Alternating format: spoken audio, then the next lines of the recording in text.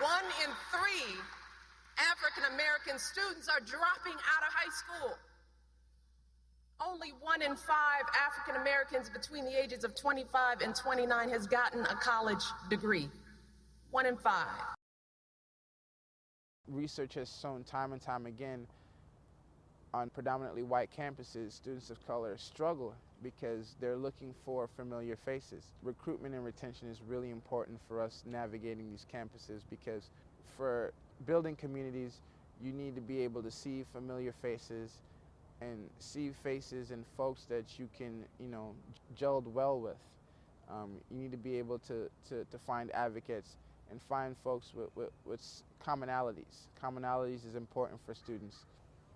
We miss a lot of that here at PSU because there's so few of us. And sometimes that can affect you in a negative way, because you walk in a room and you don't see anyone that looks like you. Unless you're an extrovert, you may not speak ever in class because you're afraid of what folks may think about their comments to your opinions. The Men of Color is a unique group here on our campus.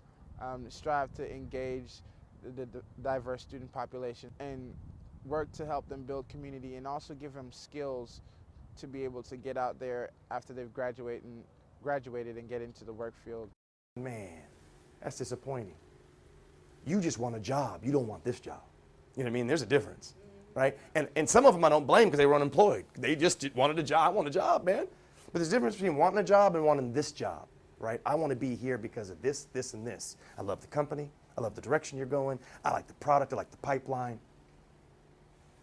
Whatever that may be. And develop them as, the whole person. Giving the student the ability to cultivate their skills and become a productive member of society.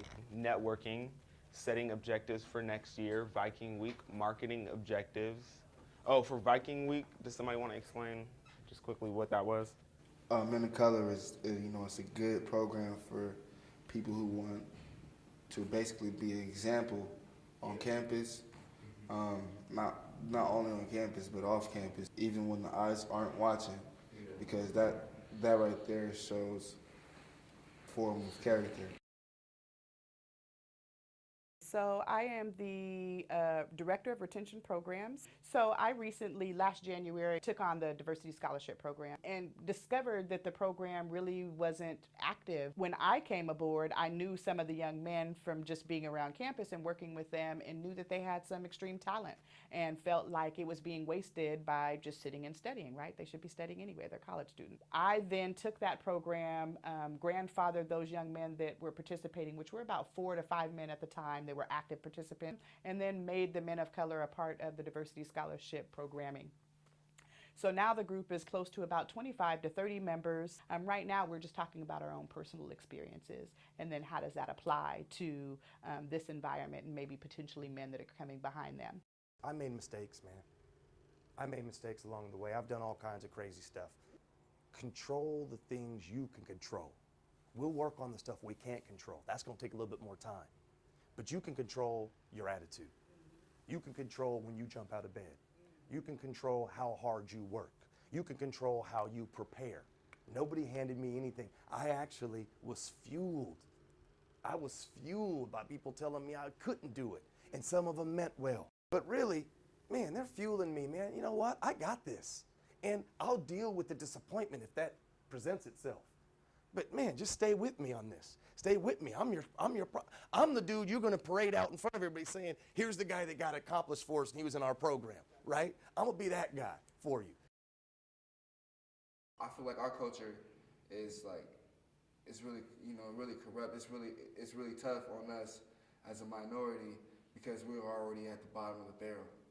We're literally throwing our lives away because the media is doing a good job on reshaping the culture, on giving us the wrong meaning on life. They want us to feel like we're not smart. They want us to feel like all we can do is run. We're way more capable of just picking up a football, picking up a tennis ball, picking up a soccer ball. We're way more capable of that. But once again, the media is doing a good job on, keeping us focused on sex, alcohol, big parties, things that don't have any positive influence on our lives. Like, what is the life of partying, celebrating birthdays, concerts, and, you know, having a good time? What is that going to do for us? We're taught to do wrong, but there's a choice in the end. And if we want success, we got to do what's right. There was one other thing.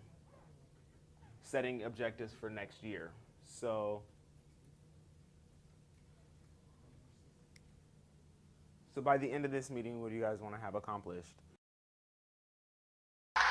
In short, be an example of excellence for the next generation and do everything you can to help them understand the power and purpose of a good education.